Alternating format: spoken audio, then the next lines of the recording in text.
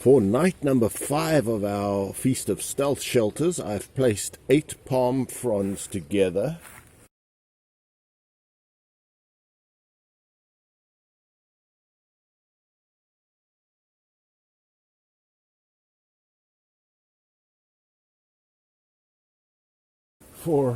To get these fronds out of the way and for extra strength, I'm gathering them into a bunch like this, and I'm going to tie them together. Let's see if we can cover this teepee with camouflaging. So there we've wrapped some camouflage material for extra shade and for camo. It's late evening. Here I've got a place I can safely make a fire in. There is my teepee.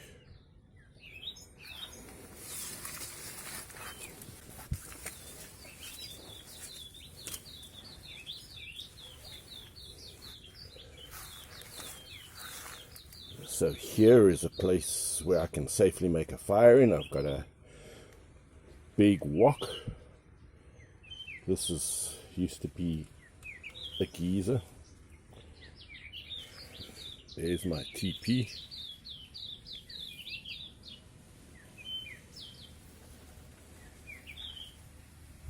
So let's get this stoked up.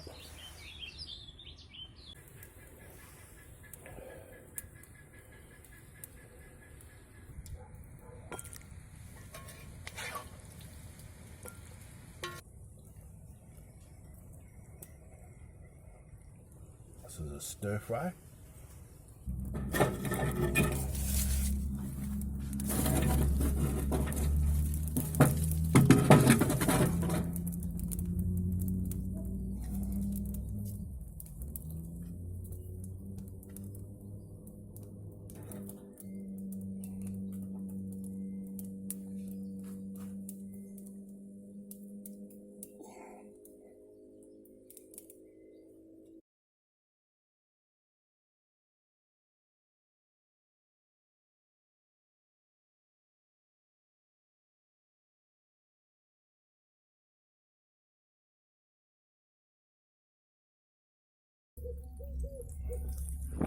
Well, conditions are a little bit primitive around here.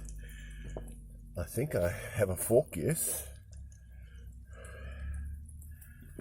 And I do have some salt.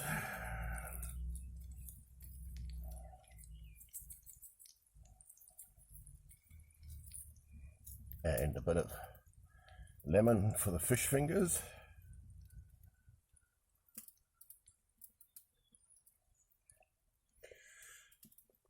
Last night was interesting because it was a beautiful warm night.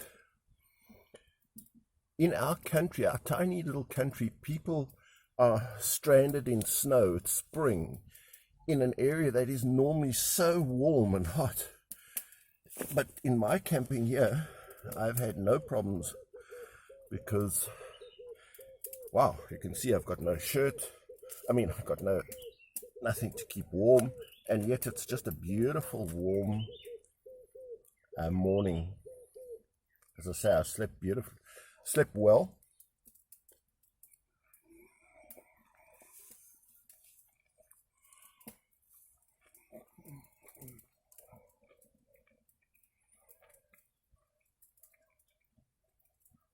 I would like a plate, but anyway, it's going to get a little messy, folks, with all the grease.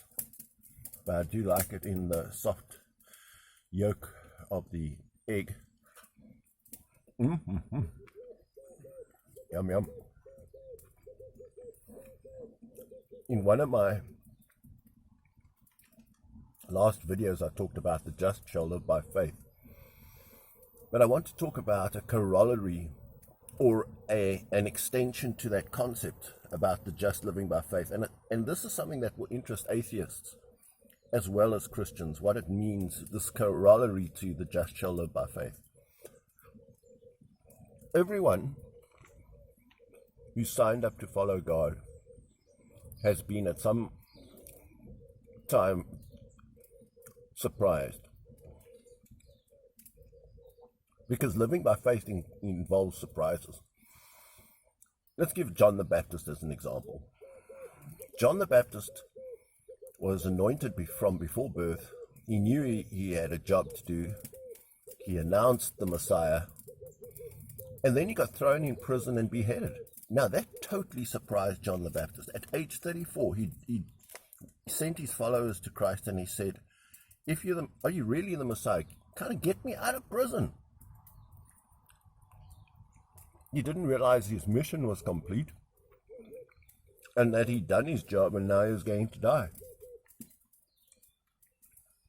Let's give you another example. Everyone, do you think when the apostles signed up, hey, the excitement, we found the Messiah, they all thought they were going to be ruling in a kingdom with Christ sitting on his right and left hand side, ruling this kingdom? What happens? Every one of them dies, sees no kingdom, and they are martyred, everyone except John, the Apostle John. That was a surprise. That's not what they signed up for. That's in fact why Judas Iscariot turned back. He said, I didn't sign up for this nonsense. I expected you to be a Messiah to come and save Israel.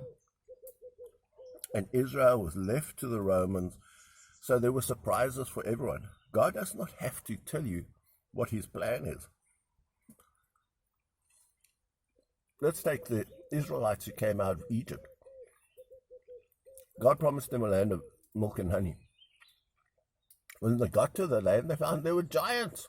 What a surprise! They refused to go in. They said, this is not what we signed up for. We signed up for a land of milk and honey, and here you give us giants that we've got to conquer to get the milk and the honey. No, that's not what we signed up for. And God swore in his wrath they would never enter his promised land or his rest or his even eternal life. Those guys are doomed. They are toast. Because you see, the just shall live by faith, and they had no faith. Their children had faith. They went into the promised land. There's not a person whom God has called who hasn't been surprised. Abram was promised, leave Ur of the Chaldees and I'll make you a great nation. What happens? He leaves Ur of the Chaldees and he dies and there's no nation. In fact, he has to wait 25 years for his first son from Sarah, the one who it was promised to. What a surprise. And he dies without seeing a nation. You see, they're living by faith. Their nation is coming. It would take many hundreds of years. Eventually they came out of Egypt as a nation of 3 million. But that's long after Abraham, Isaac, and Jacob have been dead.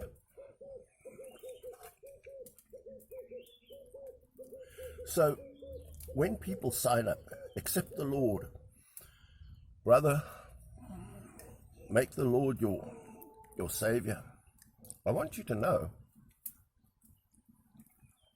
you're in for some surprises. It always works out fantastically in the long run. But even when you sign on the dotted line to follow Christ, Christ hasn't told you what he's going to be doing for all eternity. You're not going to be sitting on a harp, on a cloud playing your harp. I guarantee you that. You're in for a surprise. We're going to be working. We're going to be the servants of the Lord.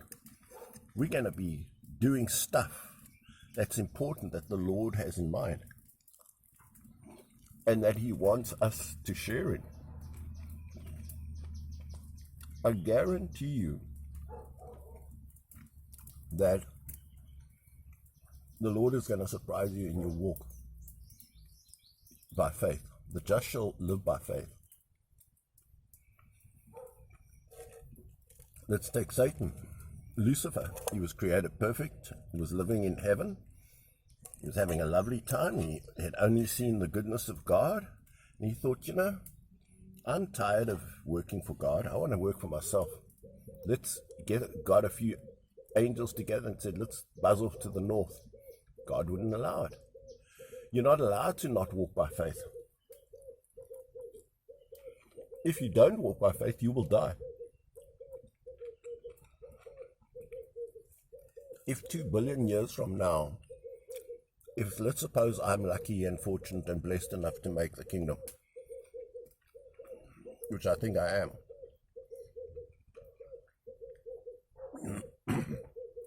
and 2 billion years from now I decide not to walk by faith in God, I say, you know, Lord, when I became a Christian, I didn't know that we'd be doing X, Y, and Z.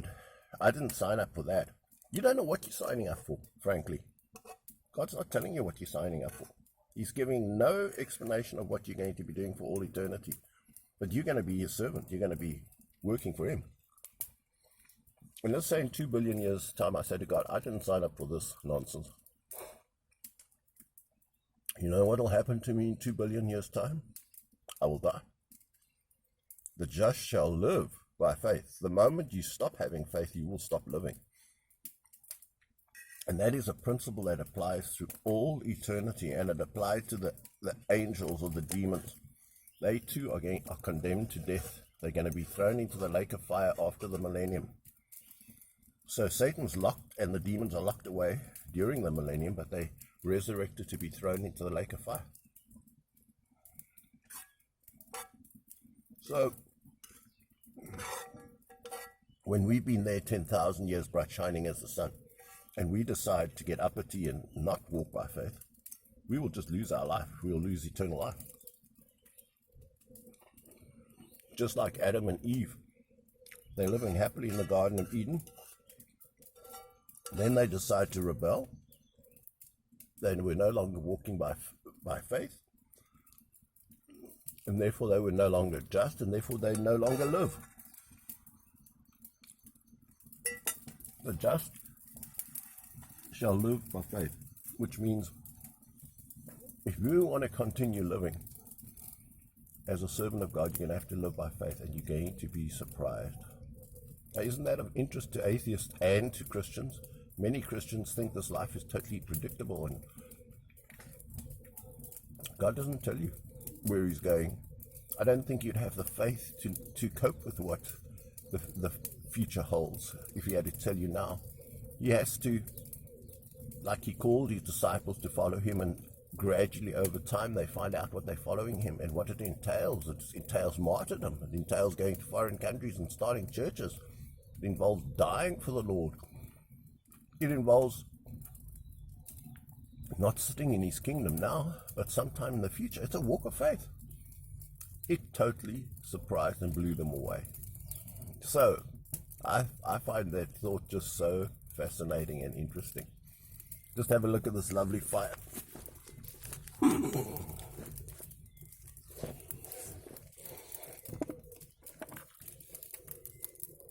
That we have going here.